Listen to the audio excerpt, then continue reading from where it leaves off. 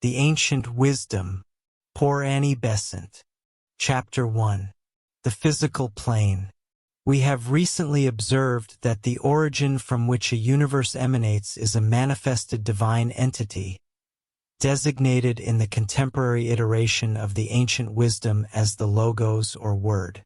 Although this nomenclature is derived from Greek philosophy, it flawlessly articulates the archaic concept.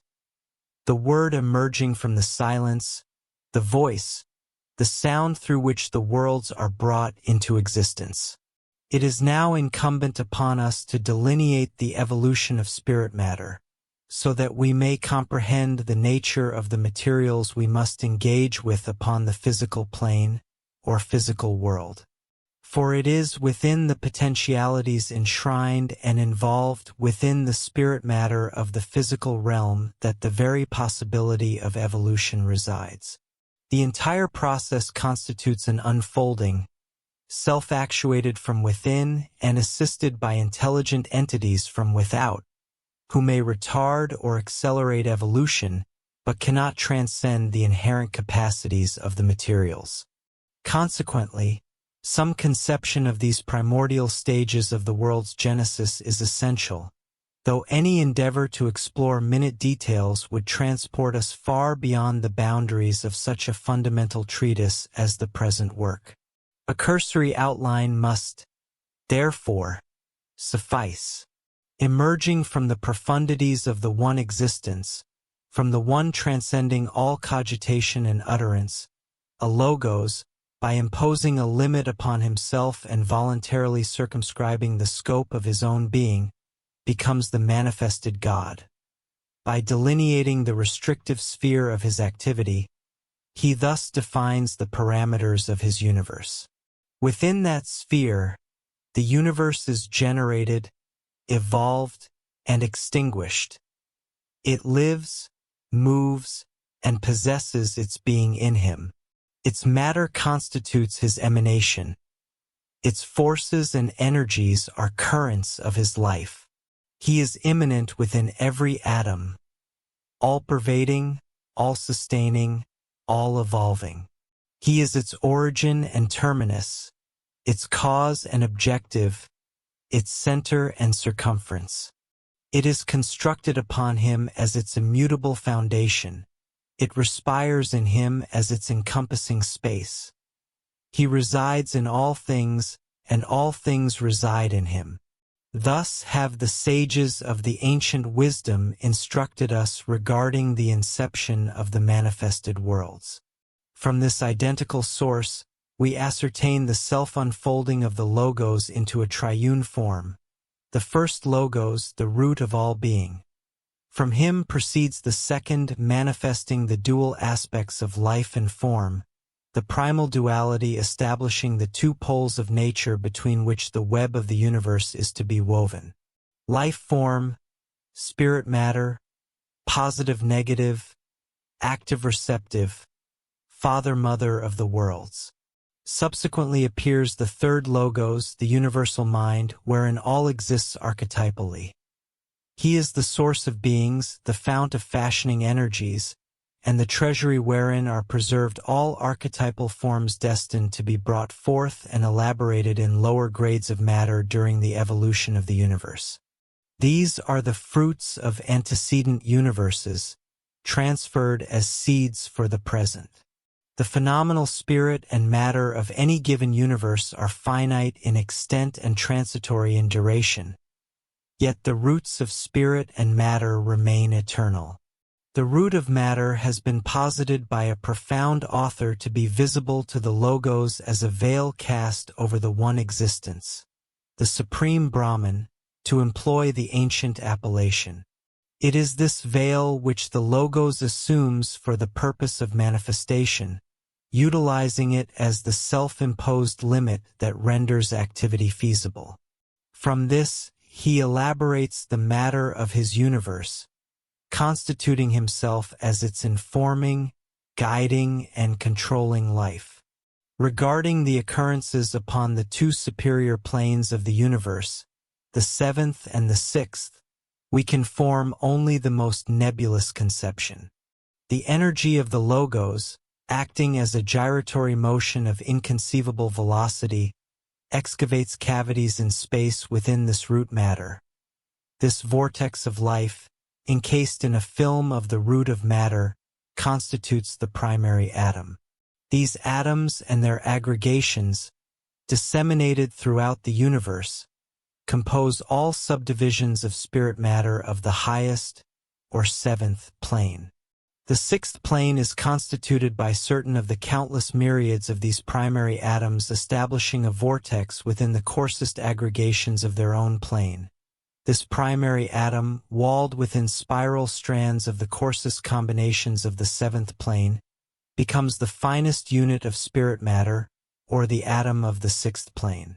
These sixth-plane atoms and their infinite combinations form the subdivisions of the spirit matter of the sixth plane. The sixth-plane atom, in turn, initiates a vortex within the coarsest aggregations of its own plane, and, utilizing these coarsest aggregations as a limiting boundary, becomes the finest unit of spirit matter or the atom of the fifth plane. Once more, these fifth-plane atoms and their combinations form the subdivisions of the spirit matter of the fifth plane. This process is reiterated to form, successively, the spirit matter of the fourth, third, second, and first planes. These constitute the 7 great regions of the universe, insofar as their material constituents are concerned. A more lucid conception of them will be acquired by analogy when we proceed to master the modifications of the spirit matter of our own physical world. The term spirit matter is employed designedly. It implies the fact that there exists no such phenomenon as dead matter. All matter is living, and the most minute particles are lives. Science speaks veraciously in affirming, no force without matter, no matter without force.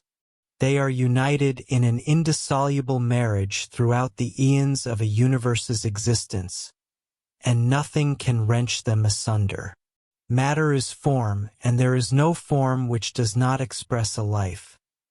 Spirit is life, and there is no life that is not limited by form. Even the Logos, the Supreme Lord, possesses during manifestation the universe as his form, a principle extending down to the atom. This involution of the life of the Logos as the ensouling force within every particle, and its successive enwrapping in the spirit matter of every plane, such that the materials of each plane possess within them, in a latent condition, all the form and force possibilities of all superior planes as well as their own. These two facts render evolution certain. They endow the very lowest particle with hidden potentialities which, as they transition into active powers, will render it suitable to enter into the forms of the highest beings. Indeed, evolution may be summarized in a phrase: it is latent potentialities becoming active powers. The second great wave of evolution, the evolution of form, and the third great wave, the evolution of self-consciousness, shall be addressed subsequently. These 3 currents of evolution are distinguishable on our Earth in connection with humanity: the fabrication of the materials, the construction of the habitation, and the development of the tenant of that habitation, or, as stated previously, the evolution of spirit matter, the evolution of form, and the evolution of self-consciousness. Should the reader grasp and retain this concept, he will discover a helpful clue to guide him through the labyrinth of facts. We may now turn to the detailed examination of the physical plane, upon which our world exists and to which our bodies appertain. Upon examining the materials belonging to this plane, we are struck by their immense variety and the innumerable differences of constitution in the objects surrounding us. Minerals, vegetables, and animals all differ in their constituents. Matter hard and soft, transparent and opaque, brittle and ductile, bitter and sweet, pleasant and nauseous, colored and colorless. From this confusion, Three subdivisions of matter emerge as a fundamental classification. Matter is solid, liquid, or gaseous. Further examination reveals that these solids, liquids, and gases are composed of combinations of far simpler bodies, designated by chemists as elements, and that these elements may exist in a solid, liquid, or gaseous condition without altering their respective natures. Consequently, the chemical element oxygen serves as a constituent of wood. In combination with other elements, it forms solid wood fibers. Within the sap, united with another element, it yields a liquid combination known as water, and it resides therein independently as a gas. Under these three conditions, it remains oxygen. Furthermore, pure oxygen may be condensed from a gas to a liquid, and subsequently from a liquid to a solid, persisting as pure oxygen throughout these transitions. This principle applies equally to other elements. We thus derive three subdivisions, or states of matter upon the physical plane: solid, liquid, and gas. Upon further investigation, we discover a fourth condition, designated as ether.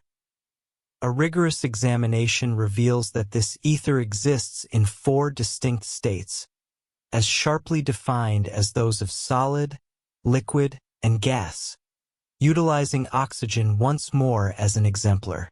Just as it may be reduced from the gaseous condition to the liquid and the solid, so too may it be elevated from the gaseous through four etheric stages. The final stage comprises the ultimate physical atom. The disintegration of this atom removes matter from the physical plane entirely, transferring it into the subsequent plane above. In the annex plate, three gases are depicted in the gaseous and four etheric states. It will be observed that the structure of the ultimate physical atom remains identical for all, and that the diversity of the elements arises from the varied manners in which these ultimate physical atoms combine. Thus, the seventh subdivision of physical spirit matter is composed of homogeneous atoms. The sixth consists of relatively simple heterogeneous combinations thereof, with each combination behaving as a unit. The fifth comprises more complex combinations, and the fourth consists of combinations of even greater complexity. Yet, in all instances, these aggregates function as unitary entities. The third subdivision consists of yet more intricate combinations, regarded by the chemist as gaseous atoms or elements. Within this subdivision, many such combinations have received specific designations: oxygen, hydrogen, nitrogen, chlorine, etc., and each newly discovered combination is subsequently named. The second subdivision consists of combinations in the liquid condition, whether classified as elements, such as bromine, or as compounds, such as water or alcohol. The first subdivision is composed of all solids, whether regarded as elements, such as iodine, gold, lead, etc., or as compounds, such as wood, stone, chalk, and so forth. The physical plane may serve the student as a model from which, by analogy, he may conceive an idea regarding the subdivisions of spirit matter on other planes. When a theosophist speaks of a plane, he denotes a region throughout which spirit matter exists, and wherein all combinations are derived from a specific set of atoms. These atoms, in turn, are units possessing similar organizations. Their life is the life of the logos, veiled in fewer or more coverings according to the plane, and their form consists of the solid or lowest subdivision of matter, of the plane immediately superior. A plane is thus a division in nature, as well as a metaphysical concept. Thus far, we have been examining the results within our own physical world concerning the evolution of spirit matter in our division of the first, or lowest, plane of our system. For countless ages, the fashioning of materials, the current of the evolution of spirit matter, has been proceeding, and in the materials of our globe we discern the outcome at the present time. However, when we commence the study of the inhabitants of the physical plane, we approach the evolution of form, the construction of organisms from these materials. When the evolution of materials had attained a sufficiently advanced state, the second great life wave from the Logos imparted the impulse for the evolution of form. He thus became the organizing force of his universe, with countless hosts of entities, entitled builders, participating in the construction of forms from combinations of spirit matter. The life of the Logos abiding within each form constitutes its central, controlling, and directing energy. This construction of forms on the higher planes cannot be conveniently studied in detail here. It may suffice to state that all forms exist as ideas within the mind of the Logos, and that in this second life wave, these were projected outwards as models to guide the builders. On the third and second planes, the early spirit matter combinations are designed to facilitate the assumption of shapes organized to act as units, and gradually to increase stability when shaped into an organism. This process continued upon the third and second planes in what are termed the three elemental kingdoms. The combinations of matter formed therein are generally designated elemental essence. This essence is molded into forms by aggregations, with the forms enduring for a duration before subsequently disintegrating. The outpoured life, or monad, evolved through these kingdoms and reached, in due course, the physical plane. Here, it began to draw together the ethers, holding them in filmy shapes wherein life currents played and into which the denser materials were incorporated, thereby forming the primordial minerals. In these are beautifully demonstrated, as may be ascertained by reference to any treatise on crystallurgy, the numerical and geometrical lines upon which forms are constructed.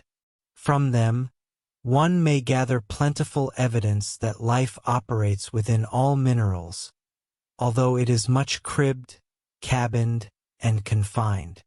The fatigue to which metals are subject serves as another indication that they are living entities.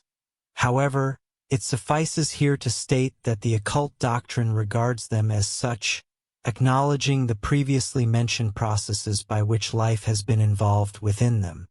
Great stability of form having been achieved in many of the minerals, the evolving monad elaborated greater plasticity of form within the vegetable kingdom, combining this attribute with stability of organization. These characteristics found a yet more balanced expression in the animal world and reached their culmination of equilibrium in man. His physical body is composed of constituents of the most unstable equilibrium, thus affording great adaptability, yet it is held together by a combining central force that resists general disintegration even under the most varied conditions. Man's physical body possesses two primary divisions: the dense body, constructed of constituents from the three lower levels of the physical plane, solids, liquids, and gases, and the etheric double, violet gray or blue-gray in color, which interpenetrates the dense body and is composed of materials drawn from the four higher levels. The general function of the physical body is to receive contacts from the physical world and to transmit the report of them inwards, serving as materials from which the conscious entity inhabiting the body may elaborate knowledge. Its etheric portion is also charged with the duty of acting as a medium through which the life currents poured forth from the sun may be adapted to the uses of the denser particles.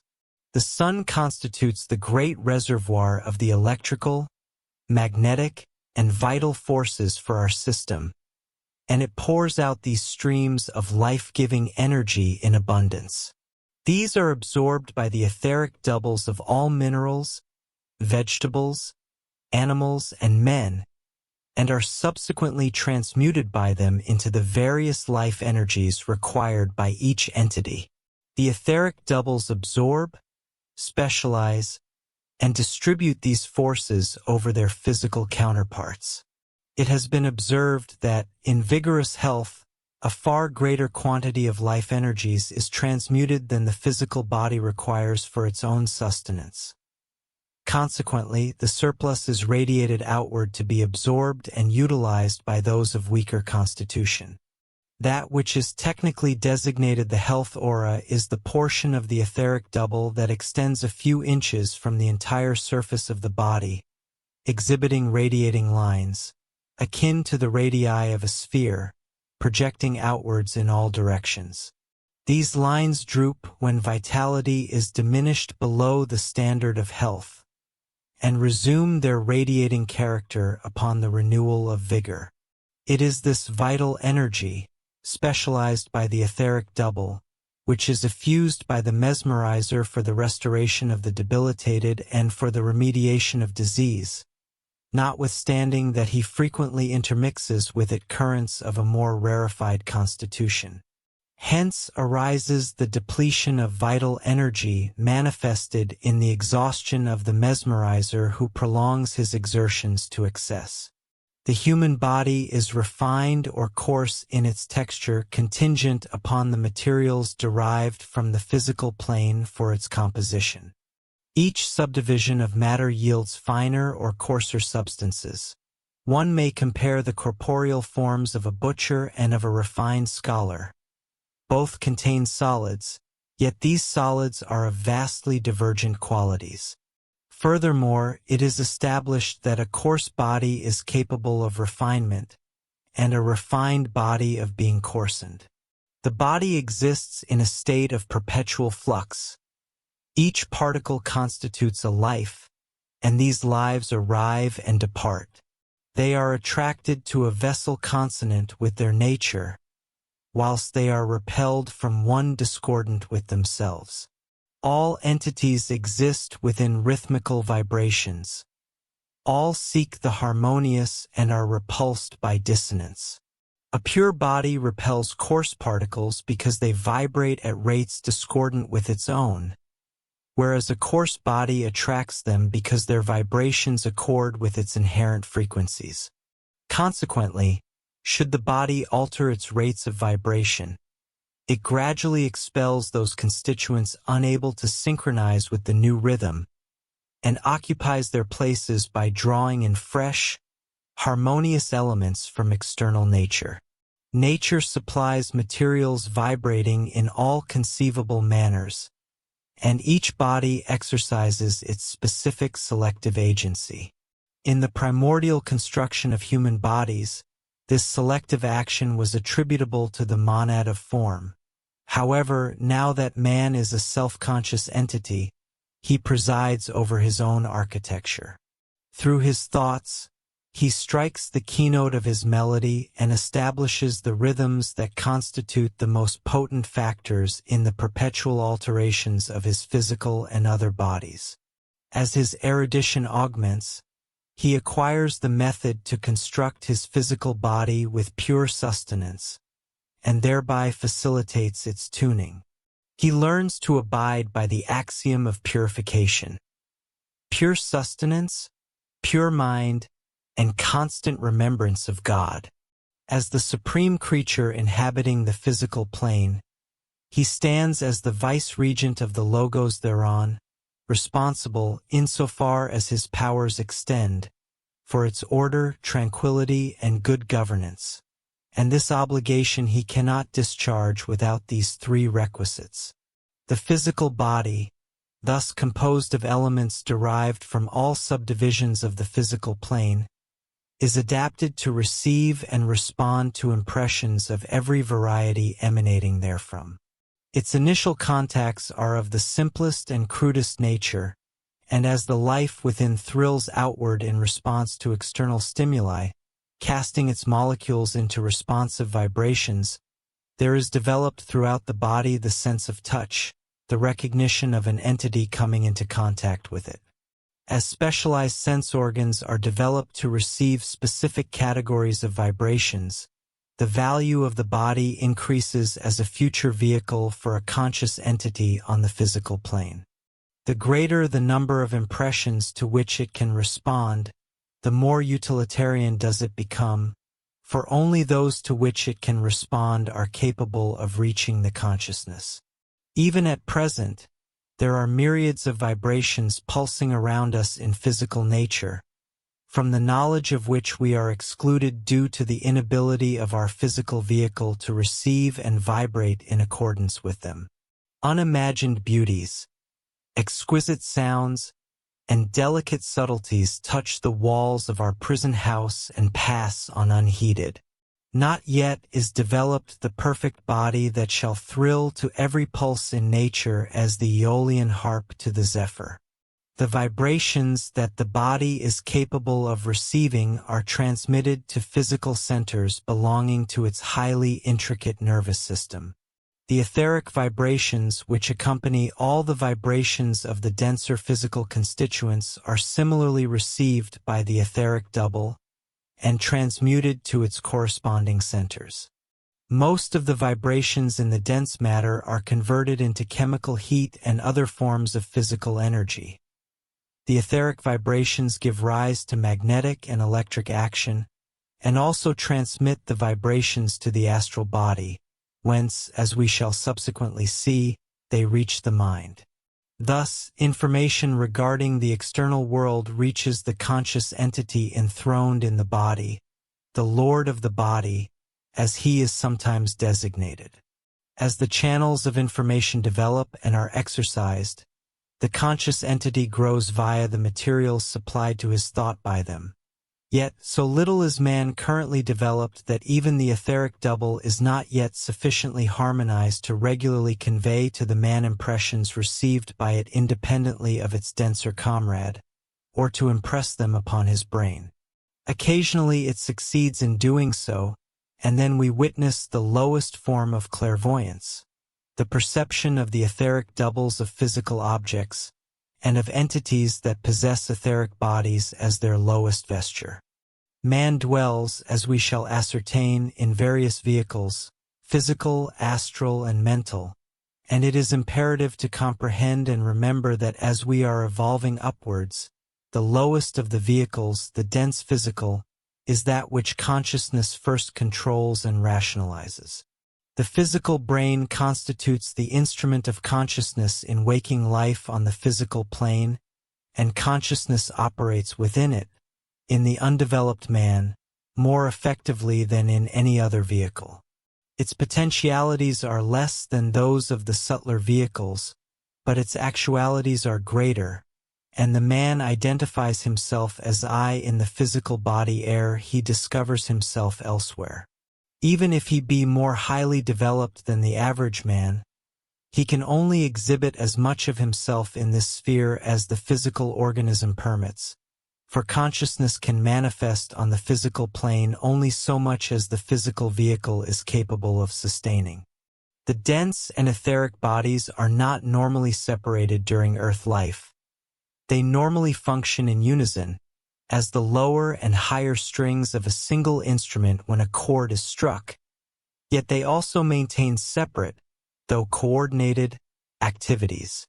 Under conditions of compromised health or nervous excitement, the etheric double may in great part be abnormally extruded from its dense counterpart. The latter subsequently becomes very dully conscious or entranced, contingent upon the lesser or greater quantity of the etheric matter extruded.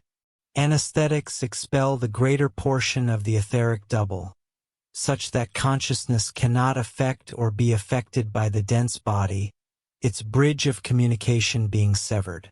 In the abnormally organized individuals designated as mediums, dislocation of the etheric and dense bodies easily occurs, and the etheric double, when extruded, largely supplies the physical basis for materializations. In sleep, when the consciousness departs the physical vehicle which it employs during waking life, the dense and etheric bodies remain united, yet in the physical dream life they function to some extent independently. Impressions experienced during waking life are reproduced by the automatic action of the body, and both the physical and etheric brains are replete with disjointed, fragmentary pictures, the vibrations, as it were, jostling one another and engendering the most grotesque combinations. Vibrations from the exterior also affect both, and combinations often established during waking life are easily summoned into activity by currents from the astral world of a nature similar to themselves.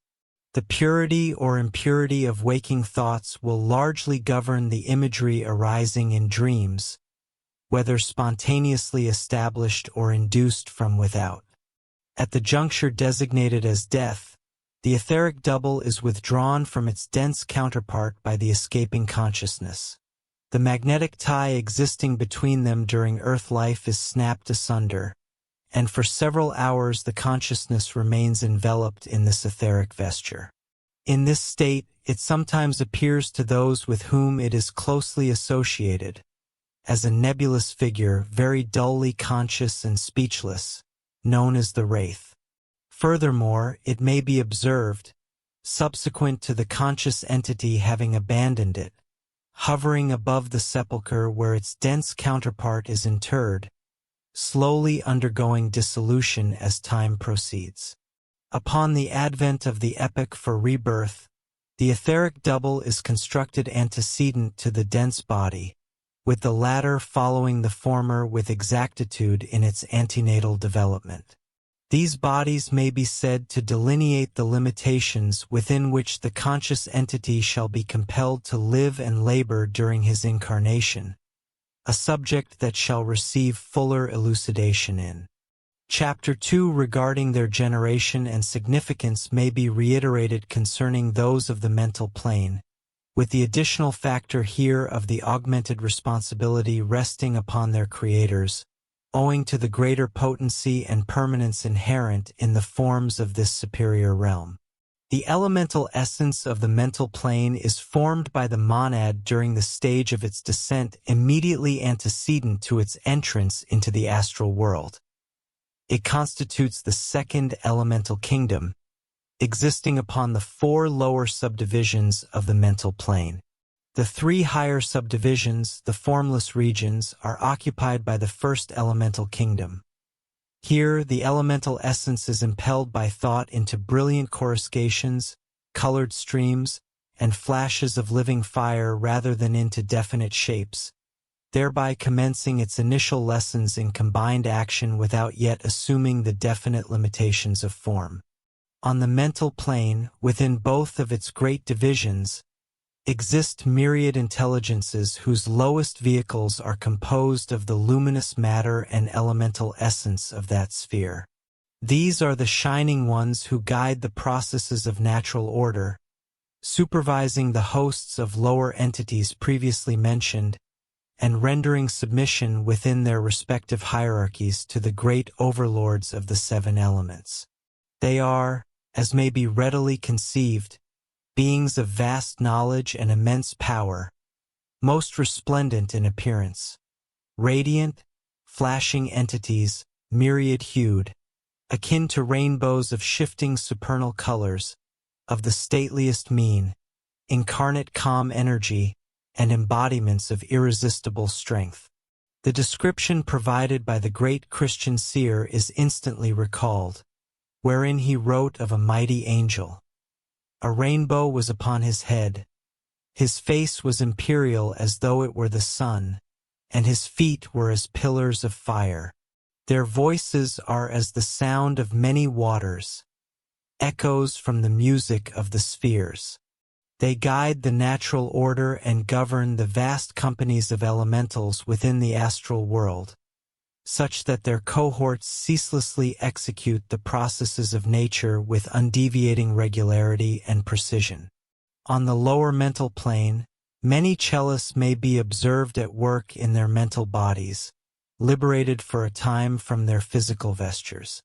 When the corporeal form is enveloped in profound slumber, the true man, the thinker, may emerge from it and labor, unencumbered by its weight, in these elevated regions.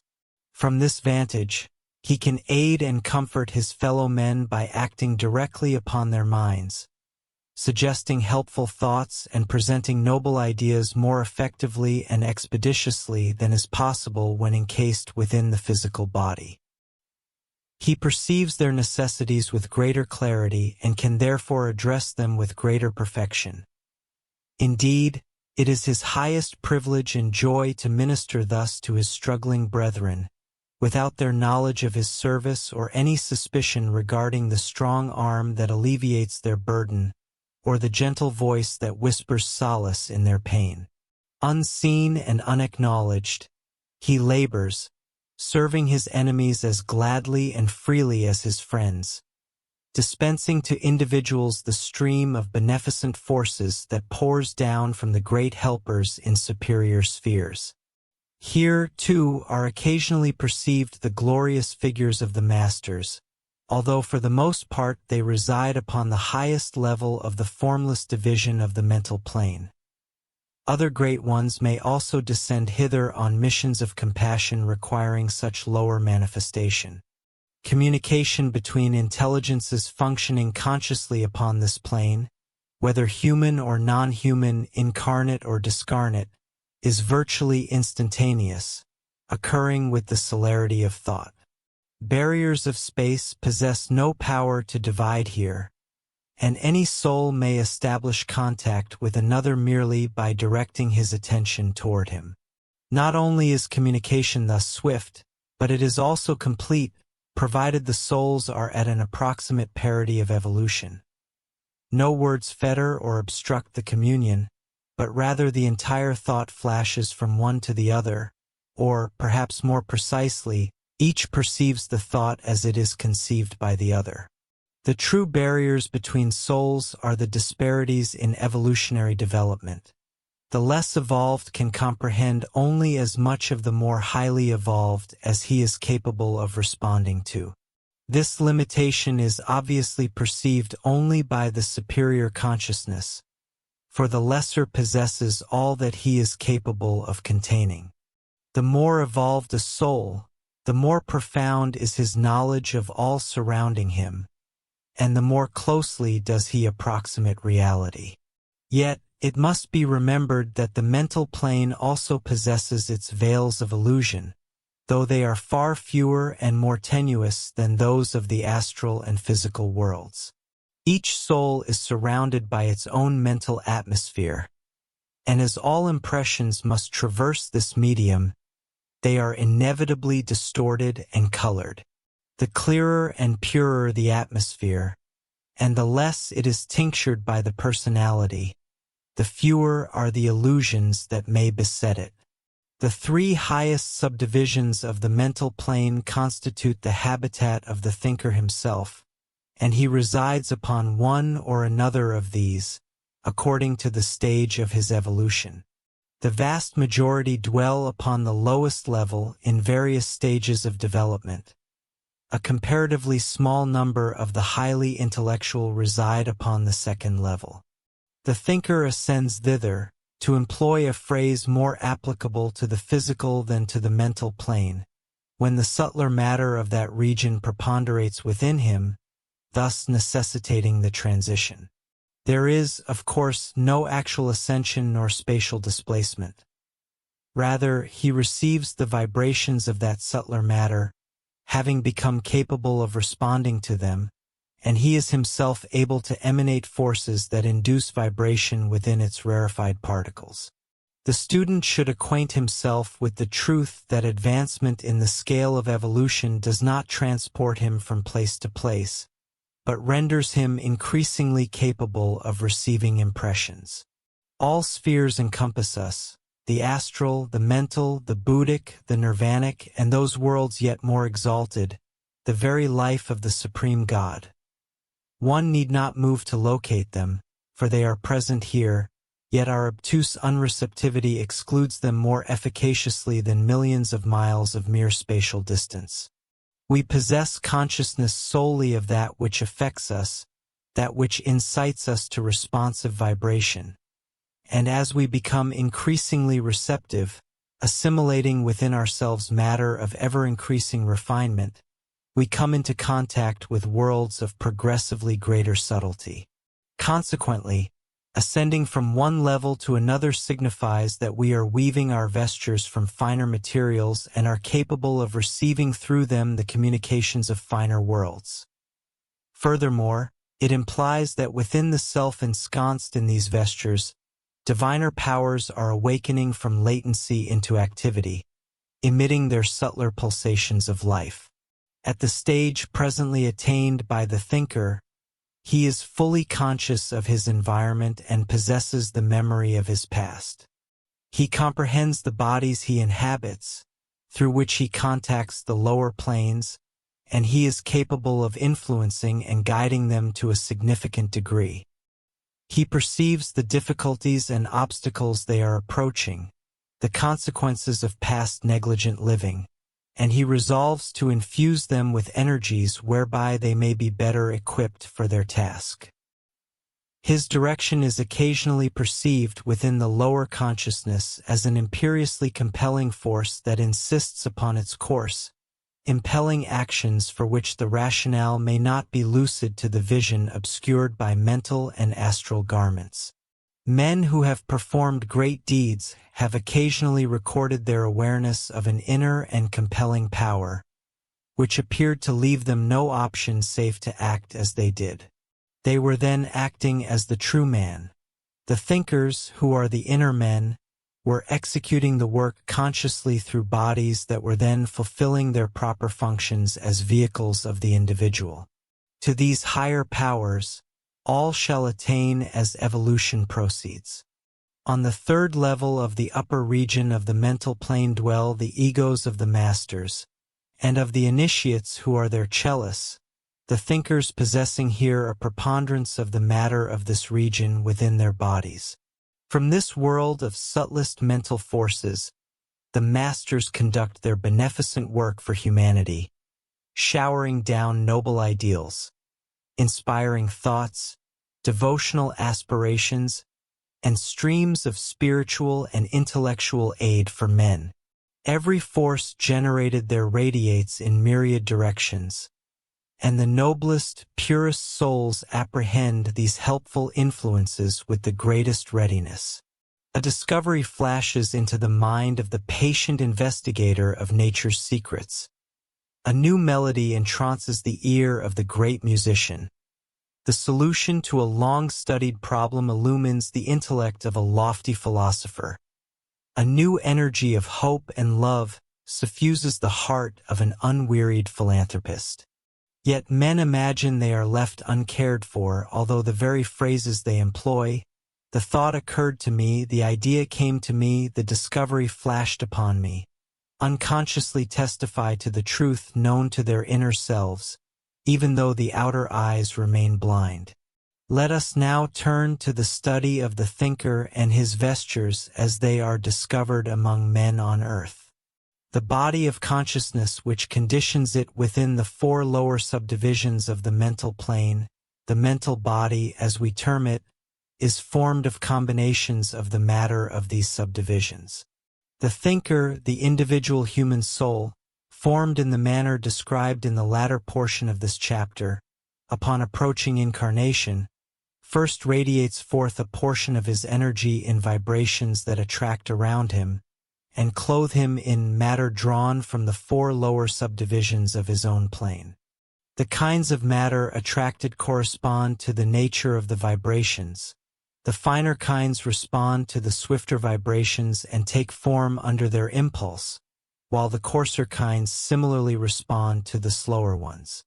Just as a wire will sympathetically sound a note, a specific number of vibrations, emanating from a wire similar in weight and tension to itself, yet will remain silent amidst a chorus of notes from wires dissimilar in these respects.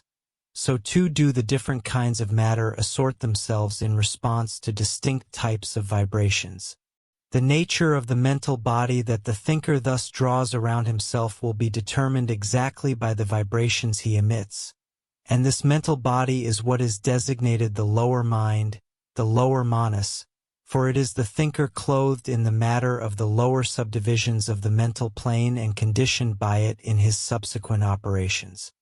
None of his energies that are too subtle to move this matter, or too swift for its response, can express themselves through it. He is therefore limited by it, conditioned by it, and restricted by it in the expression of himself. It constitutes the first of his prison houses during his incarnate existence, and while his energies operate within it, he is largely secluded from his own higher world. For his attention accompanies the outgoing energies, and his life is projected with them into the mental body. This is often described as a vesture, a sheath, or a vehicle. Any expression will suffice which connotes the concept that the thinker is not the mental body, but rather formed it and utilizes it to express as much of himself as he is able within the lower mental region. It must not be forgotten that his energies, continuing to pulse outwards, also draw around him the coarser matter of the astral plane to form his astral body. During his incarnate life, the energies expressing themselves through the lower varieties of mental matter are so readily converted by it into the slower vibrations to which astral matter responds, that the two bodies continually vibrate in unison and become very closely interwoven. The coarser the kinds of matter built into the mental body, the more intimate this union becomes, such that the two bodies are occasionally classified together and even regarded as a single entity. When we proceed to study reincarnation, we shall discover that this fact assumes vital importance. The type of mental body the man forms on his journey toward renewed incarnation will correspond to the stage of evolution he has attained, and we may examine, as we did with the astral body, the respective mental bodies of three archetypes: an undeveloped man, an average man, and a spiritually advanced man. In the undeveloped man, the mental body is scarcely perceptible. A meager quantity of unorganized mental matter, derived chiefly from the lowest subdivisions of the plane, constitutes its entire representation. This is acted upon almost exclusively by the lower bodies, set vibrating feebly by the astral storms provoked by contacts with material objects through the sense organs. Except when stimulated by these astral vibrations, it remains almost quiescent, and even under their impulses, its responses are sluggish. No definite activity is generated from within. These impacts from the external world are necessary to arouse any distinct response. The more violent the impacts, the more beneficial for the progress of the man, for each responsive vibration aids in the embryonic development of the mental body. Riotous pleasure, anger, rage, pain, terror, all these passions causing whirlwinds in the astral body, awaken faint vibrations in the mental vehicle. Gradually, these vibrations, stirring the mental consciousness into commencing activity, cause it to add something of its own essence to the impressions made upon it from without. We have observed that the mental body is so intimately mingled with the astral that they function as a single entity. However, the dawning mental faculties add to the astral passions a certain strength and quality not apparent in them when they operate as purely animal characteristics. The impressions made upon the mental body are more permanent than those impressed upon the astral, and they are consciously reproduced by it. Herein lies the genesis of memory and the faculty of imagination. The latter progressively shapes itself as images derived from the external world impinge upon the substance of the mental body, configuring its materials into a resemblance of themselves. These images, engendered by sensory contacts, attract unto themselves the coarsest mental matter. The nascent powers of consciousness reproduce these impressions, thereby amassing a repository of pictures. This accumulation commences the stimulation of action initiated from within, born of the desire to re-experience, through the external organs, those vibrations ascertained to be pleasurable, and to evade those productive of pain. Subsequently, the mental body begins to stimulate the astral vehicle, arousing within it desires which, in the animal kingdom, slumber until awakened by physical stimuli. Hence, one observes in the undeveloped man a persistent pursuit of sense gratification never encountered among the lower animals, a lust, a cruelty, and a calculation to which they remain strangers. The dawning powers of the mind, when yoked to the service of the senses, render man a far more dangerous and savage brute than any beast. Furthermore, the stronger and more subtle forces inherent within mental spiritual matter lend to the passion nature an energy and an acuity that are absent in the animal world. Yet, these very excesses conduce to their own rectification through the sufferings they engender. These resultant experiences impinge upon the consciousness, establishing new images upon which the imagination may operate. These images stimulate the consciousness to withstand many of the vibrations reaching it from the external world via the astral body, and to exercise its volition in restraining the passions rather than granting them unbridled license. Such resistant vibrations are established within and attract towards the mental body finer combinations of mental substance. Simultaneously, they tend to expel the coarser combinations that vibrate responsively to the passional notes originating in the astral body. Through this conflict between vibrations generated by passion images and those generated by the imaginative reproduction of past experiences, the mental body expands, commences the development of a definite organization, and exercises increasing initiative regarding external activities. Whereas the terrestrial life is utilized in gathering experiences, the intermediate existence is devoted to assimilating them, as we shall examine in detail in the subsequent chapter, such that upon each return to earth, the thinker possesses an augmented reservoir of faculties to take form as his mental body. Thus, the undeveloped man, whose mind is the slave of his passions, evolves into the average man, whose mind constitutes a battleground wherein passions and mental powers wage war with varying degrees of success.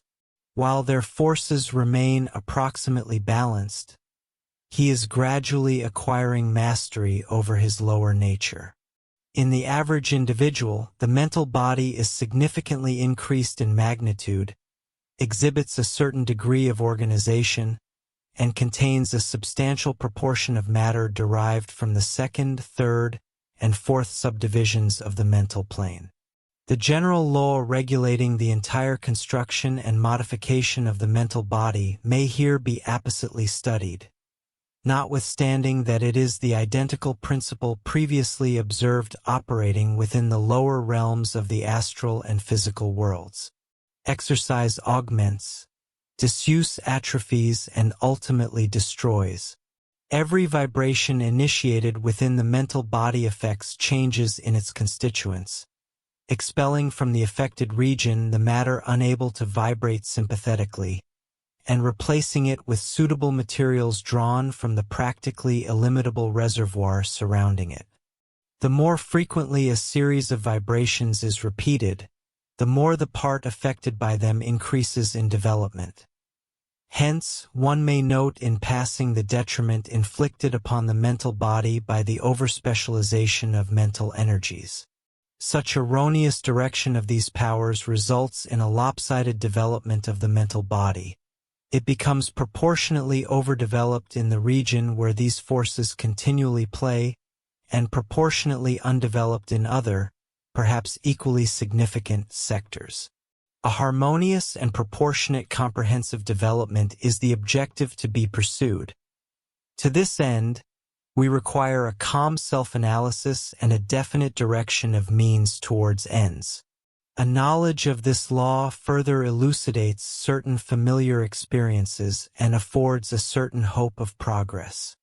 When a new study is commenced or a shift in favor of high morality is initiated, the nascent stages are found to be fraught with difficulties. Indeed, the effort is occasionally abandoned because the obstacles impeding its success appear insurmountable. At the inception of any new mental undertaking, the entire automatism of the mental body stands in opposition. The materials, habituated to vibrate in a specific manner, cannot accommodate themselves to the novel impulses.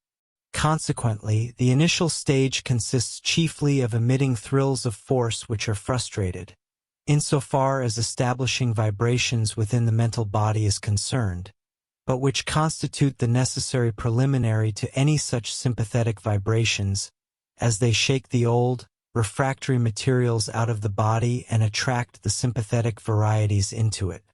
During this process, the individual is not conscious of any progress. He is conscious only of the frustration of his endeavors and of the dull resistance he encounters. Presently, providing he persists as the newly attracted materials commence to function, he succeeds better in his attempts. Ultimately, when all the old materials are expelled and the new are operational, he finds himself succeeding without effort, and his objective is accomplished. The critical period occurs during the initial stage. Yet, if he places his trust in the law, which is as certain in its operation as every other law in nature, and persistently repeats his efforts, he must succeed. A knowledge of this fact may sustain him when he would otherwise be sinking into despair. In this manner, then, the average man may proceed, ascertaining with joy that as he steadfastly resists the promptings of the lower nature, he becomes conscious that they are relinquishing their power over him, for he is expelling from his mental body all materials capable of being incited into sympathetic vibrations. Thus, the mental body gradually comes to be composed of the finer constituents of the four lower subdivisions of the mental plane, until it has become that radiant and exquisitely beautiful form which constitutes the mental body of the spiritually developed man. From this vehicle, all coarser combinations have been eliminated, such that the objects of the senses no longer find in it, nor in the astral body connected therewith, materials that respond sympathetically to their vibrations. It contains only the finer combinations appertaining to each of the four subdivisions of the lower mental world. Furthermore, among these, the materials of the third and fourth subplanes significantly predominate in its composition over those of the second and first. This renders it responsive to all the higher workings of the intellect, to the delicate contacts of the higher arts, and to all the pure thrills of loftier emotions. Such a body enables the thinker clothed therein to express himself much more fully within the lower mental region, as well as in the astral and physical worlds. Its materials are capable of a far wider range of responsive vibrations, and the impulses from a loftier realm mold it into a nobler and subtler organization. Such a body is rapidly becoming prepared to reproduce every impulse from the thinker capable of expression upon the lower subdivisions of the mental plane. It is evolving into a perfect instrument for activities within this lower mental world. A lucid understanding of the nature of the mental body would significantly modify modern education, rendering it far more serviceable to the thinker than it is at present. The general characteristics of this body depend upon the past lives of the thinker on earth, as will be thoroughly comprehended when we have studied reincarnation and karma. The body is constituted upon the mental plane, and its materials are contingent upon the qualities that the thinker has garnered within himself as the cumulative result of his antecedent experiences. The sole function of education is to furnish such external stimuli as may awaken and foster the expansion of those beneficial faculties already in his possession, while simultaneously arresting and facilitating the eradication of those that are undesirable. The elicitation of these innate faculties, rather than the indiscriminate saturation of the mind with factual data, is the primary objective of genuine education. Furthermore, There is no necessity to cultivate memory as a distinct faculty, for memory is contingent upon attention, specifically, the unwavering concentration of the mind upon the subject under scrutiny, and upon the inherent affinity subsisting between the subject and the mind. Should the subject prove agreeable, that is, do you want access to this and all the complete audiobooks on the channel, plus the ebook version? Click the link in the description or scan the QR code in the left corner of the screen to access our library, where you can listen to your favorite esoteric books without ad interruptions, lock your screen, or use other apps while the narration plays, and even download the ebook version to follow along as you listen. Listen on your computer via web browser, or download the app from the Play Store. After subscribing, you will receive an email with your login details, password, and step-by-step instructions on how to access the books through the Hotmart app.